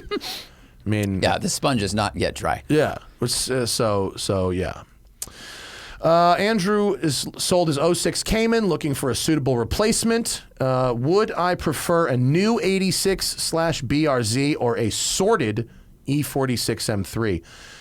If we're talking about a weekend car, the M3. If we're talking about a car you're going to drive every day, that's just your car, I would get the new 86. I agree with you. Yes. Yeah. Zach spends a lot of time and money dealing with the fact that he's driving a 18-year-old car every day.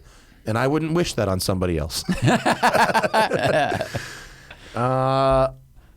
Zach, did you do any Grid Life one takes? I didn't do any fan cars, no. I drove the new GTR, and I drove that 575M, and I rode in the drift limo with Alex Yeager. The second half of that, we don't need to talk about it. Shannon Killingsworth says, am I at the point of giving up on social media after... Yeah, I mean, look... we've had, if you're the kind of person who is comfortable speaking their mind freely, people are going to get upset about it. And that's happened to me a couple of times in the last week. In one case, I posted about someone who died of COVID. They were not vaccinated, and that's frustrating to me. And despite the fact that this person was very well liked in the community, by all accounts, and was a contributor to the car community in Southern California.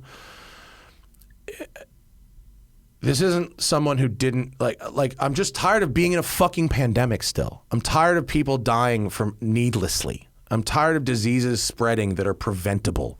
I'm tired of all of it. I'm tired of having my social life and not even and being on lockdown because we're being held hostage by people that are spreading misinformation and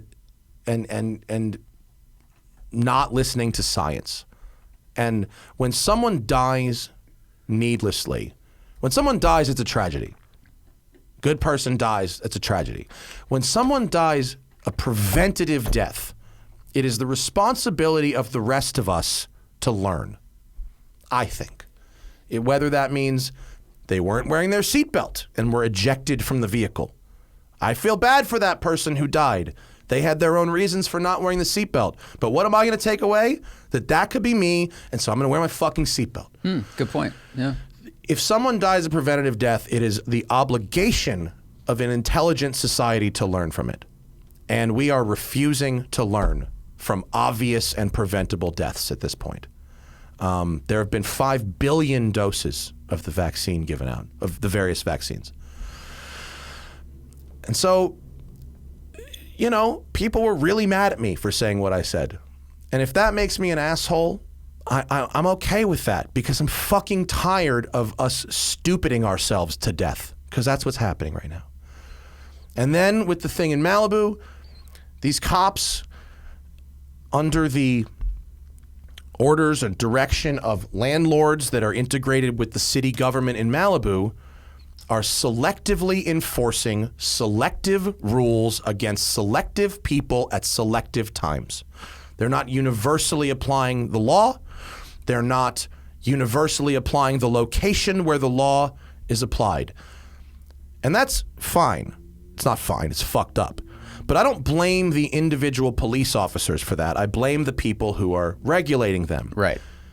What I do blame the police officers for, and what I was mad about on Sunday, is that they are choking Bill's business to death.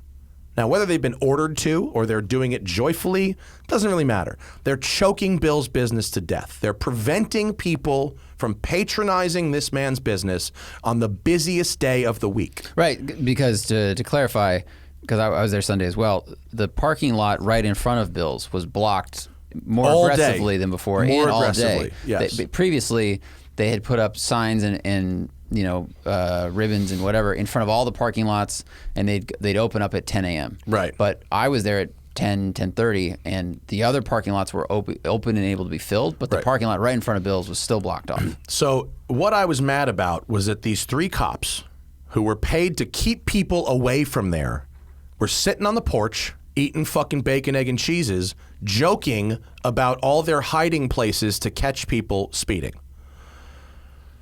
And I found that behavior to be insulting because Bill found that behavior to be insulting. He came out and said, look at these fucking guys. They're killing my business, and there they are, laughing over their bacon, egg, and cheeses. Now, I don't know if Bill is in a position morally, legally, whatever, to deny these guys service or to kick them off the porch. And I am not going to walk up to 3 cops and go get off the porch. But I have this, and I felt like fucking venting, and I vented. And anyone who DM'd me afterwards talking shit, 90% of them didn't know the full situation. Mm-hmm. The other percentage that were just blindly defending the police, once I explained to them what the situation was here and how that they had threatened us of illegally accessing our phone numbers, go listen to the Criminals in Cars Getting Coffee Spikes podcast. My attorney Zuckerman breaks down what they did that was illegal, which was they illegally accessed my phone number to illegally threaten me with a lawsuit in which they were saying I and Spike should be paying the overtime for those police because it's our fault. That was illegal, all of that they did. So those cops and the people they work for have already acted in bad faith. Those cops aren't allowed to speak to me or Spike. If they speak to us, Zuckerman will sue them for violating our civil rights because they're already fucked. We have tapes. We have the voicemails. We saved them. So for these cops to kill this guy's business while just munching on bacon, egg, and cheese on the fucking porch, to me, that shows such a lack of social awareness for what they're doing that their judgment is completely in question. And I didn't identify them by name. I didn't identify them by badge. I didn't even identify them by department. It was just an insulting situation, you know. I mean, imagine it was a hotel. Imagine it was a fucking hotel. And the landlords and the city decided they don't like the kind of people that are going to this hotel. And so they're going to determine that the parking lot of this hotel is fucking closed. And but wouldn't it be more convenient? The cops, we should book rooms in the hotel. Let's book rooms in the hotel. Then we can just stay there, and then it'll be easier for us to keep people away. That's how I view this. Eating on the porch that they're keeping other regular people away from, specifically because those people own sports cars. Right, yeah. Enjoying the sandwich made by the business that they are hurting, and the selective enforcement is very strange. And yeah. It's still very confusing to me and lots of other people, why they're so against, well, actually you spoke to this, but why are they so against the cars coming? Because it fills in the lot, it brings business to all of the restaurants that are open there, et cetera, et cetera. I've heard that they have drawn, this is not related to COVID at all, and you can prove it isn't, because on Saturdays, that lot is even busier, smashed. Wow. With people who are going to the fucking beach. They just park there, take their surfboards, they go to the beach, but the lot's full. There's people everywhere. If they really wanted people to not gather, they would regulate it on that other day. But it's not about that. Mm-hmm. It's about the sports cars. And And that also means that it's not as much about the businesses there wanting their parking spots, because people are parking and going to the beach. They're not enforcing that. Right. It completely blows that out of the water.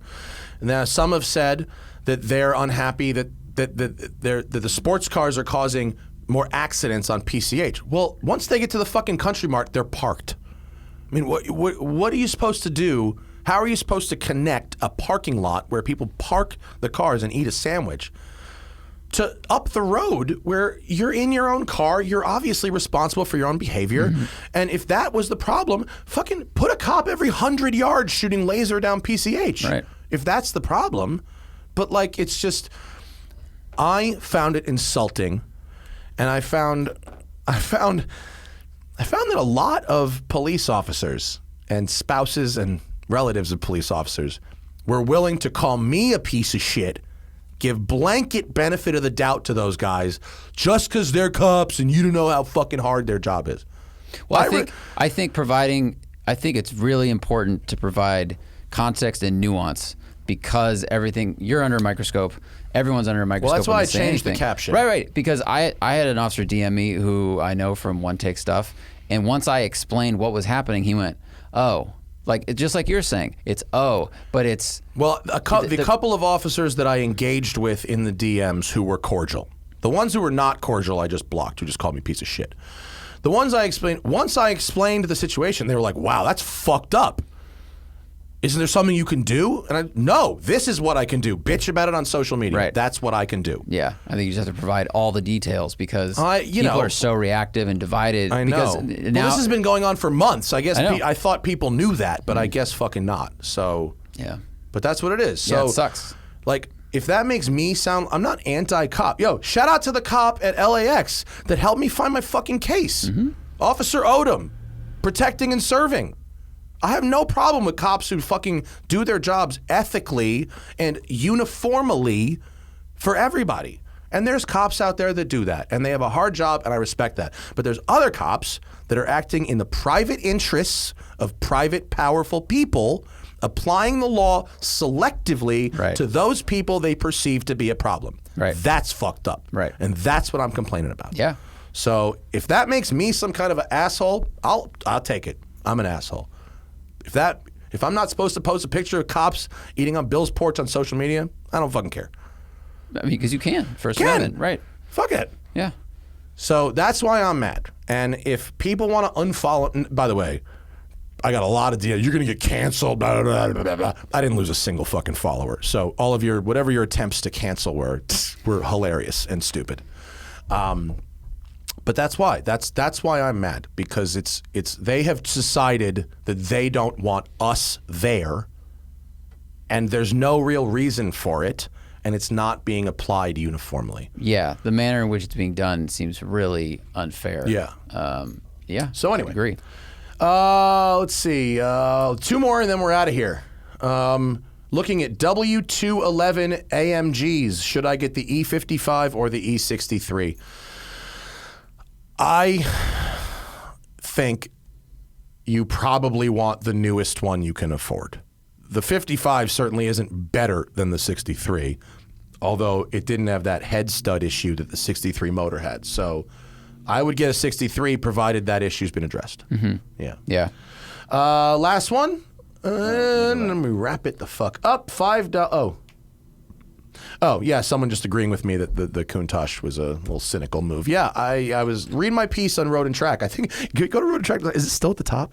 I fucking submitted this piece. Bob Sorkanich was like, dude, it's midnight on the East Coast on a Saturday, and this piece is pulling numbers like noon on a Wednesday. The fucking numbers this piece pulled in, I banged it out in about 30 minutes, and the fucking numbers are through the roof. If you shit on something, it will be shared. Yeah, controversial. Yeah, I'm sorry to Lamborghini. I like you guys. I don't want to crap on your products, but this one it didn't sit right with me. It's not their best work. And I list off in this piece what I do think is their best work, and I give them credit where it is due. Well, that's our show. That's our show. That's our show. And yeah, and so anyway, I what do we got the rest of this week, Zach? We're doing another cruise show, or we got Johnny coming in? What is that, tomorrow? Thursday. Johnny's coming in. He's going to give us his Pebble experience, I'm sure. He got to have a go in the Monza SP1, which seemed very exciting. That is...